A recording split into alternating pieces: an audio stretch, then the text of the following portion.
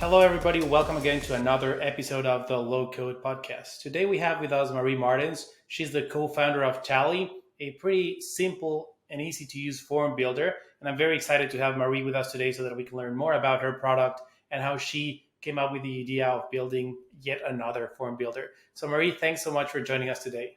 Thank you so much for having me. So you have a long background of working in different jobs, different industries. When did you decide to build Tally? And how did you see it as an opportunity in a very crowded space? Yeah, so I think Tally is not the first startup that we have built, and when I say we, I mean me and my co-founder, but also partner in life, Philip. So he's the technical brain behind Tally. We actually, like, end of 2019, beginning of 2020, we had the idea to build something else, Hotspot, which was our first startup, and it was also kind of What based were you doing at on. Hotspot? Yeah, so our dream was to, live the digital nomad life and travel Okay. and work at the same time. Okay. And Hotspot was kind of related to that because it was a marketplace that connects hotels and travel influencers and basically makes it easier for hotels to work with travel influencers and promote Yeah. Okay. their places. Did you We sell had, that startup? Did you close it? What yeah, happened? so basically, we launched it beginning of 2020, in which was kind of the worst timing Bad ever to timing. launch a startup in travel, because then in February, March, COVID hit, and we already had a little bit of clients. We had like our little thing going, and we were planning to work full time on it and grow it, but we lost most of our clients in no time, and we ended up selling it, but only more than a year later, actually. So we just Okay. basically we kept on working on it for a couple of months, and then by the summer of 2020, we decided that we had to do something else because this pandemic wasn't going anywhere. And then we just basically kept it on maintenance mode. So we still had it for a while. We just didn't Okay. do anything with it. We just, kept it running. And if someone had a question, we would answer, but that was it. Um, and in the summer, we decided that, yeah, we had to do something else. And we started brainstorming about new ideas. And we actually had used a form builder for Hotspot. And I had also used a lot of form builders in my previous jobs. And we never really found a tool that we loved, or that was affordable enough for, a bootstrap company or startups that just or founders that just start out. Okay. At the same time, we were also avid users of Notion. We really loved the interface, the community around the product, and all of those elements together made us think like maybe we can build, a new type of form builder. That's pretty cool. So you took inspiration on Notion, like the Notion interface. Were you also trying to build a product targeting Notion customers, Notion users, or it was more about the Not UX and UI? more about UX and UI, I would Okay. say, and the way they, handle their community and marketing. I would say less intentionally with targeting their users. Okay. We ended up having a lot of Notion users, but we didn't really think that would happen from the start. It was more about the way how they design and approach their Yeah. product, and the interface. So that definitely inspired us, and just the idea that it's a product that a lot of people just love to use, right? Like Yeah. it's just so fun to work in Notion, and that's something that we wanted to recreate as well for our own product. We do You have an mentioned integration. price. So Yeah, when you're looking at, and that's a very good point because there are a lot of form builders, and a few of them very well known. Let's say type form is very yeah, expensive. yeah. So like targeting these kind of people that are looking for something very affordable, don't you think there's a lot more churn in that part of the market than going upstream and targeting higher paying clients? Yeah, I think there's definitely more churn, especially for also our not only our audience but also the type of product, because a Yeah. form builder is often used on project base. It's only the companies or maybe bigger teams that have a lot of forms, so churn is typically higher. That's also the case for bigger companies like a type form. But for us, that wasn't really a problem because we're a very small team, so we need to have a lot less clients than a type form, for Right. example, to be profitable. So until recently, we were just a team of two co-founders. We're now a team of three people, and that kind of makes us a little more, lean and flexible. Allows us to ship faster and also to have a lot less costs, right? To keep the product running because we don't have any employees basically. Right. So churn is definitely higher, but we don't really have the intention to move more upmarket or to Okay. target bigger customers because that also brings other challenges with it, support wise, Right. security Right. wise. So yeah, that's not something we're thinking of yet. That's pretty cool. So when you were evaluating Tally as a form builder, how did you build an MVP? How did you decide that it was a good idea? So we figured that everyone needs a form builder and the market is Yeah. huge. So we didn't really have to Okay. validate the market. Like there's Okay. always demand for form builders. Okay. Of course, you're never really sure if someone will, want your form builder. Right. So we built an MVP in a couple of months, and it was a very, very, very basic version of our product. You could, like in the very beginning, you couldn't even publish a form. You could just type and like play with it. And we would share that mostly with companies we know and friends and family. And Okay. only after that, we built we added a few more features and started doing cold outreach really to other founders, people that work in product design, marketing that might be interested in a form builder like ours. And we got quite a lot of feedback from the start and a lot of positive feedback as well. So we kind of felt like there was something there for us pretty fast. Hmm. But yeah, our way to know that was literally just to put the MVP out there and ask for Okay. people's opinions. And only when we actually had also, because we didn't have a paying plan yet, so the product was totally free in the beginning. And we had someone like after 2 weeks ask if they could pay, if they could just pay for the product. So we figured, okay, if someone asked to do that, that must be a good sign. Yeah. So yeah, that's kind of how it all started. Yeah. Which was the moment where when you were like, this is real, this is a business, this is working out? Was there like a, I don't know, a product on launch? I don't know when you became famous on Twitter. I don't know if that even happened, but was there like a pivoting point where you're like, this is gonna work and let's go? Yeah. I mean, you were I think already full the time on it, but Yeah, like I think the the, light the, bulb. the product hunt launch was definitely like the first big peak in our growth. We started in the summer of 2020. We only launched on product hunt in March 2021 because we Ah, didn't feel okay. ready. We didn't have a lot of features yet. We were still collecting feedback. Yeah, we also our daughter was also born somewhere within those months. So it happened a bit later than we expected, Yeah. but I think we doubled our user base in one day, just because of the launch. We had around 1,000 users before that, and it definitely started growing. The Okay. product started growing a lot faster since then. So I think that would be like the first moment where we realized, like, okay, there's a business here, and that this can potentially become a lot bigger. And then I guess in year one we had like 8K MRR, but then year two we finished with 35K. And I guess Wow. after 1 year you just started to see that the growth was really picking up, and that we were just growing a lot faster. And I guess that was also the moment where we realized that this could become a lot bigger than we had imagined. That's pretty cool. So after product hunt's launch, that gets you a bunch of customers or a bunch of users. Yeah. Um, After that, was there like a dull moment where you stopped getting that many users? How do you do marketing in such a crowded space? Do you do a Yeah. lot of SEO? It's only social media. What is Um, your strategy?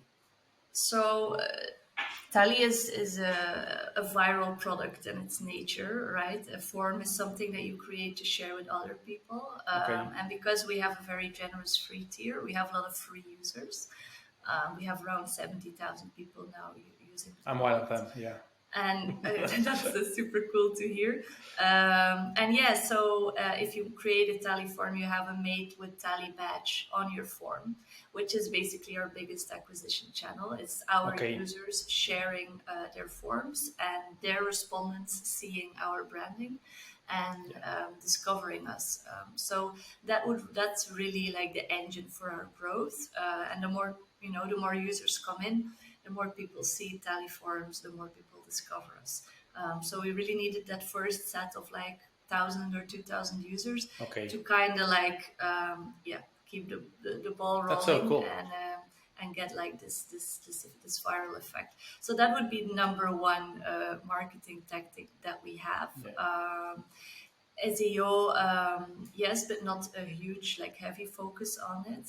People are starting to find us through Google, which is good, but it's Okay. mainly word of mouth and then referrals by other forms that gets us to have That's interesting. I remember users. reading about the chat widget called Talk To, and I think their user acquisition strategy is pretty similar to yours because they have a very free, generous tier on every chat. There's powered by Talk To, and then they Yeah, just get volume, like crazy yeah. volume based on that. And I guess it makes sense for a small team because we don't have the marketing budgets that big companies Right. have. So there's no way that we can outspend them on any channel. So we kind of Right. have to do it this way. And yeah, definitely works for us. That's pretty cool. And then in terms of the product of a form builder, do you think that based on what the market provides already, the the new features down the road are very clear? Like, do you want to, I don't want to say copy, but do you want to copy something that Google Forms or some other form builder already has? Or do you think that you'll go into a more unique path of creating something different than all Yeah. the other form builders? We almost have all the features that a Typeform or Google Forms has. There's still a few like input types that are missing, but I feel like there's a lot of room for improvement and innovation in the form building field. Okay. We have a very active community, so we get feature requests. We get tens of or dozens of them every day. So we keep track of them, and we have a very clear view of what's being requested the most, and that doesn't always mean that we will build it or that it makes sense for us. But I think there's a lot of room where we would, for example, open up our API so you can Yeah. for example, create tally forms with external data sources. You have an Yeah. Airtable database and you want to have all those data automatically appear in your tally form in a drop-down question Okay. for things like that. Yeah. That's definitely something that we want to do in the future. Also allow even more like customization, personalization, add more integrations. So there's a lot of ideas yet. So I think we can keep on building on it for multiple years for sure. Right. Right. We have a pretty long roadmap. But do you see But yeah, yourself as a form builder? Because I see, like, based on our interviews with other, I want to say no code founders. I don't know if you self identify as a no code founder, but anyway, something that we talk about very often is in the no code products, we have like a trifecta of front end, back end, and automations. So you have a yeah. front end, which is the form. You probably don't have a proper back end, and you have the automations, and you're working on that. Do you eventually think that you'll provide the three, like your Um, own? It could be that's not super clear yet. I think our strength is in the front end and in our, Correct. in the design experience that we offer with the forms. But then again, you see that in the no-code space, all tools are connected, and people, a form is only the beginning of a journey where your data goes or from your workflow. So definitely everything that has to do with integrations, webhooks, or API is super important for us, because that Right. just means that there's more possibilities to connect with the other tools that you use. So we're somewhere in between, I would say. Okay. But I think the front end will always be like our main USP. Yeah. Or core. Right. Now, getting into the no code and low code space, do you consider Tally a no code form builder? Do you sell yourself as a no code tool or not so much? Yeah, I mean, we do. It's not something that we had really envisioned when we founded Tally. Okay. The no-code Okay. space was not really big or existing in Belgium. So it was more like we had the idea of building Tally, and that kind of brought us into the no-code space Uh-huh. because form builders kind of are no-code tools, right? Like most of the things, most of the functionalities are available without needing to have coding skills. So I definitely identify ourselves as a no-code tool. I think there's a lot of room as well to in like the low-code area. We offer Hmm. custom CSS, especially if we start talking about APIs. There's a lot of more things that you could do with the tool if you have some coding skills. But I think we found our first users in the no-code space, and that's also how we started growing our Twitter audience. Right. So it's definitely an important audience for us. Yeah. How do you see the community, the no code community evolving? Do you, a lot of people think that no code is a bad term, or it's a term that it's not allowing platforms to grow. Especially, it might not apply in your case, maybe because you said that you don't want to go upstream in terms of media enterprise clients, but a lot of the other tools do want to move in that route. Mhm. And the no code term, it's clashing with the IT department of a Fortune 500 company. They're like, oh, this is clunky, this is not working, this is no code, right? Um, Yeah. do you envision a moment either the term will change, IT will start liking no code? How do you see that evolution? I thought I think it will definitely evolve in a positive way. Like there's no stopping the no code movement. I don't think no code is the best name indeed. It kind Right. of implies that it's like no good, maybe, Yeah. which it definitely is. From my experience, I just noticed that if you, I used to work in a digital product agency, so I was running the marketing team there. We would use like HubSpot, MailChimp, other no-code tools just because you Hmm. want to speed up things, right? And you cannot always rely on time or resources from the development team. And I think that the push will mainly comes from the teams like supporting teams, HR, Yeah. marketing, sales, Yeah. who don't have the coding skills, but who also want to set up automations, who don't want to be dependent on engineers. And at the same time, there's also just a shortage of engineers, right? And Right. companies are cutting costs. So it only makes sense that no code tools will be embraced a lot more in the future. It's already happening. I also think it's maybe a little of a mental shift for engineers, Hmm. to embrace those tools as well, because it only means that they can focus on the important things and the products that have to be custom made. And for the other projects, they can just also use no code tools. So I definitely think that it goes hand in hand. There might be a bit more time needed, but I think the no code space has a very bright future ahead of it.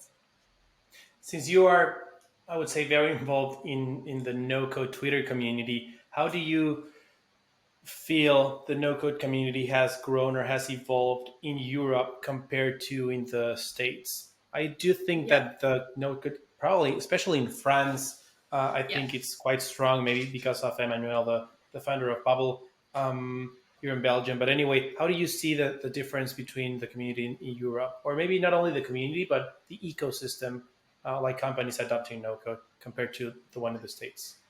Yeah, I mean, Europe is usually behind in these things, right? But I feel like definitely the no code community in France is also where we found our first users. Mhm. And they are definitely the driving force, I think, behind growing the no code space in Europe.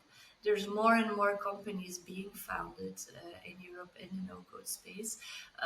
So I would say, I'm not sure how it compares to the States. Like, in usage. I think there's a lot less like no code agencies, and Right. you see them popping up now. I think in Belgium it's, we're really behind on that front. Actually, we went to an event in France, the No Code Summit last year.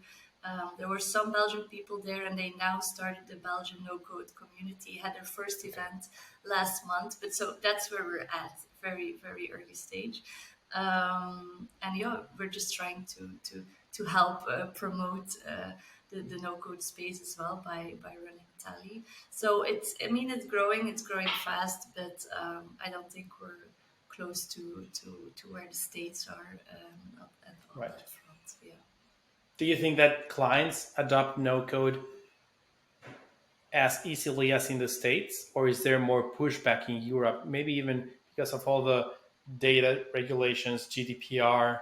Yeah, I think there's definitely more pushback. It will depend on what industry you're in.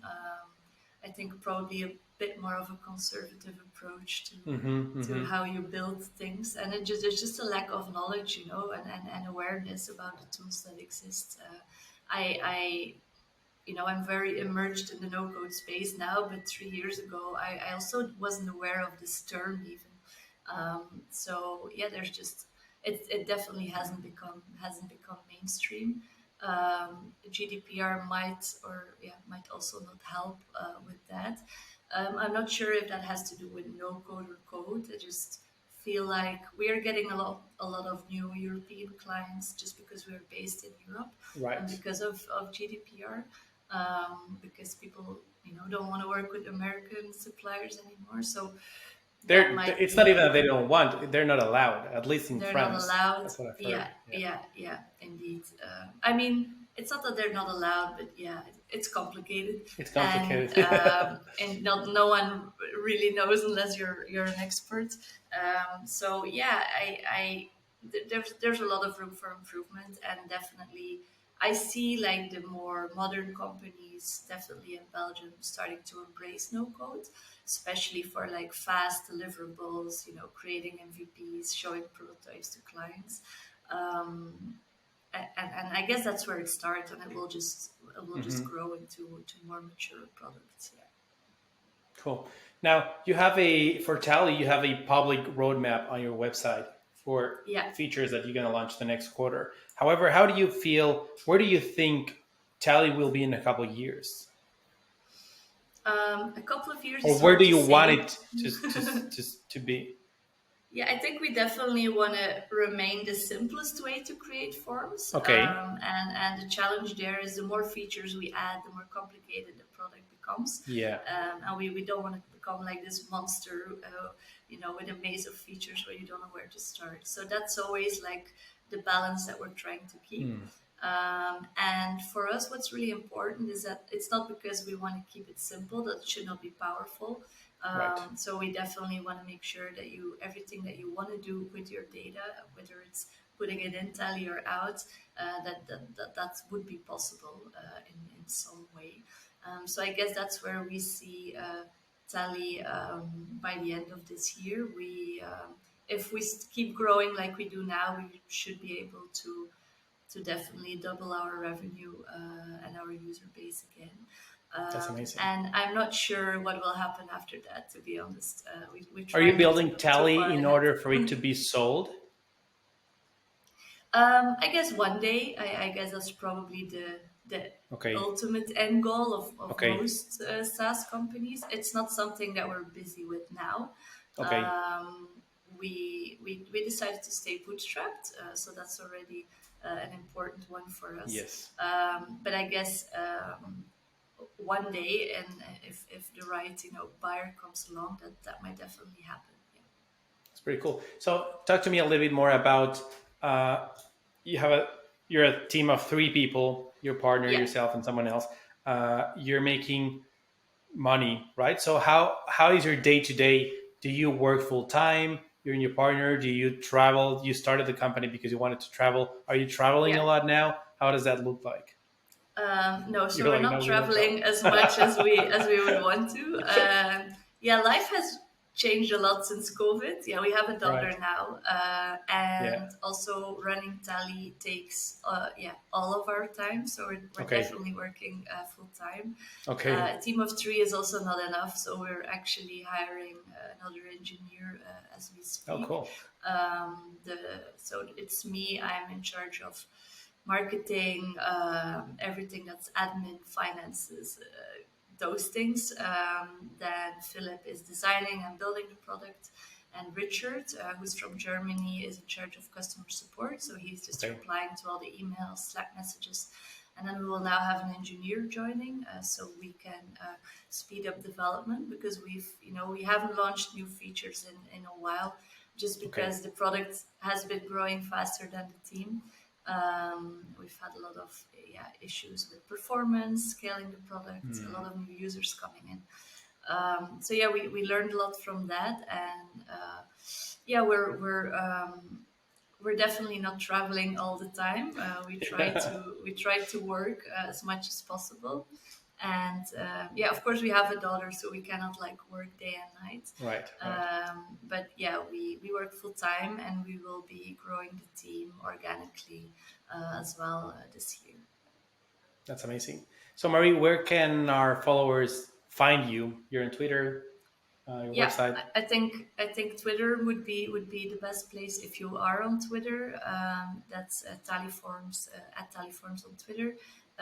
I'm also active on Twitter.